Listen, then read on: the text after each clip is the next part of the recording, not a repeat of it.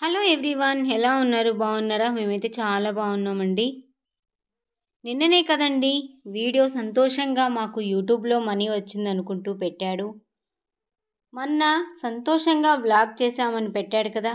మరి ఈ రోజేంటి తను హాస్పిటల్లో ఉన్నది అన్నాడు. బెడ్ పైన పడుకొని సెలిన్ బాటిల్ ఎక్కిచ్చేది మాత్రమే పిక్చర్ పెట్టాడు, కానీ తను ట్రీట్మెంట్ తీసుకునేదైతే ఏదీ పెట్టలేదు కదా. మళ్ళీ మీకెందుకమ్మా వీటి గురించి అనుకుంటారా? మళ్ళీ మాట్లాడాల్సి వచ్చింది కాబట్టికే మాట్లాడుతున్నానండి. చీటికి మాటికి ఎలా అనిపిస్తుంది వాడికి అసలు ఈ మాట చెప్పడానికి?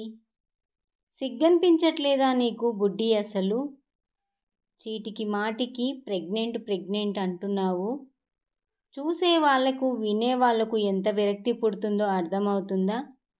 తను ప్రెగ్నెంట్ పోయి అబార్షన్ అయ్యి 2 నెలలు కూడా కాలేదు, అప్పుడే మళ్ళీ నువ్వు ప్రెగ్నెంటు అలాంటి సూచనలు కనిపిస్తున్నాయి. అందుకే తీసుకొచ్చి హాస్పిటల్లో జాయిన్ చేశాను. నాకు చాలా భయంగా ఉంది. ఎవరూ లేరు మాకు తోడుగా. మా అన్నయ్య వచ్చేంత వరకు ట్రీట్మెంట్ చేయను అన్నారు డాక్టర్లు అని అంటున్నావు. అసలు ఇది ఎంతవరకు నిజము?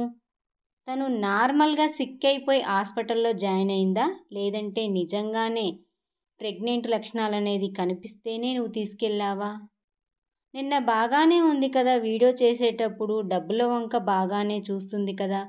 మాకు యూట్యూబ్లో ఇంత మనీ వచ్చింది, అంత మనీ వచ్చింది అని చేసేటప్పుడు బాగానే చూస్తుంది కదా. పిల్లోడిని కూడా బాగానే ఎత్తుకుంటుంది కదా. మళ్ళీ ఇప్పుడేంటి కొత్తగా నాటకాలు మళ్ళీ స్టార్ట్ చేసావా, లేకపోతే నిజంగానే తను ప్రెగ్నెంట్ అయిందా? అయినా వాళ్ళ ఇంట్లో వాళ్ళకు చెప్పాలంటే భయంగా ఉంది, సిగ్గుగా ఉంది అంటున్నావు. అంటే నువ్వు అక్కడ చెయ్యరాని తప్పు ఏదో చేశావు కాబట్టికే నీకు సిగ్గుగా భయంగా అనిపిస్తుందని అర్థమైపోయింది కదా. ఎన్ని రోజులు ఈ దొంగ నాటకాలు ఆడతావు ఇంకా? పిల్లలకి జలుబు చేసింది, దగ్గుతున్నారు, తుమ్ముతున్నారు, వామిటింగ్ చేసుకుంటున్నారు అని అన్నావు. ఏ రోజైనా నువ్వు వాళ్ళకి స్వెటర్ వేశావా?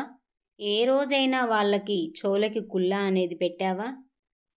ఎప్పుడు చూసినా, ఎప్పుడు చూద్దామన్నా వాళ్ళ ఒంటి మీద స్వెటరే ఉండదు, నార్మల్ బట్టలతోని అలాగే ఉంటారు. మరి వాళ్ళకి జలుబులు దగ్గులు చేయకుండా నార్మల్గా ఉంటారా? అసలు ఏం మాట్లాడుతున్నావో నీకు అర్థమవుతుందా? ఏంట్రా, కెమెరా ఆన్ చేస్తే నీకు ఏడుపు అనేది వస్తుందా? లేని సింపతి అంతా క్రియేట్ చేసుకుందాము అనుకుంటున్నావా? ఏడుపు ఎందుకురా ఆపుకుంటున్నావు? ఏడ్చేయి. ఏడ్చేస్తే ఒక దరిద్రం పోతుంది కదా వీడియోలో. ఎందుకు అలా బిగబట్టుకొని ఏడుపు అనేది ఆపుకొని ఉన్నావు? నీ కళ్ళల్లో చూస్తేనే అర్థమైపోయిందిరా నువ్వెంత బాధపడుతున్నావో.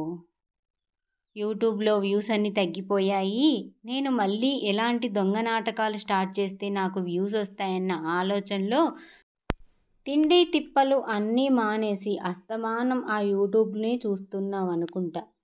వ్యూస్ తగ్గిపోయాయి, మళ్ళీ ఎలాంటి కొత్త ప్లాన్ వేయాలి, కొత్త నాటకాలు వేయాలి, ఎలాంటి వీడియోలు పెడితే మళ్ళీ నాకు మంచిగా వ్యూస్ వస్తాయన్న ఆలోచనలో తిండి నిద్రాహారాలన్నీ బంద్ చేసి పస్తులు ఉన్నావని క్లియర్గా అర్థమైపోయింది.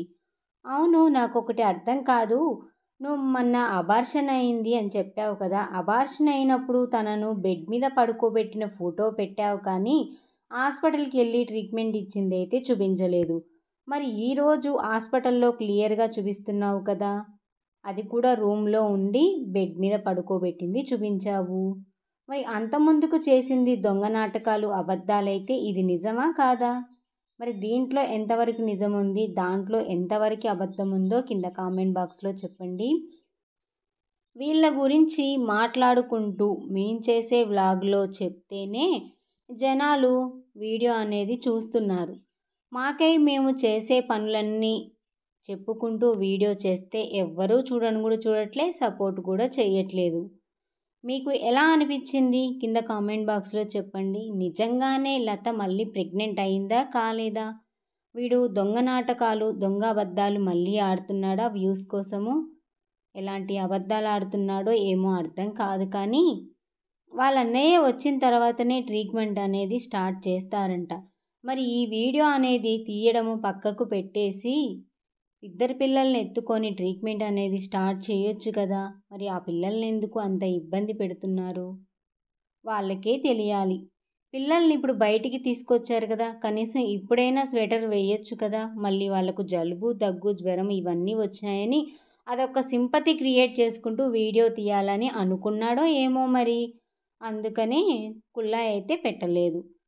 మనం ఇంట్లో ఉన్నప్పుడే పిల్లలకి చలి ఎక్కువగా అవుతుందని స్వెటరు, కుల్లా పెట్టి జాగ్రత్తగా చూసుకుంటాము. ఏమైనా అంటే మాటికి మాటికి ఇంట్లో పెద్దవాళ్ళు లేరు, ఎలా చూసుకోవాలో మాకు తెలియదు అని అంటాడు. ఆ మాత్రం ఇంకిత జ్ఞానం లేకుండా పోతున్నావా? నువ్వు పెద్దవాడివి కాదా? పిల్లల్ని ఎలా చూసుకోవాలో నీకు తెలియదా? యూట్యూబ్‌లో మస్తు వీడియోలున్నాయి. అవన్నీ చూసి ట్రై చెయ్యి ఎలా చెయ్యాలో.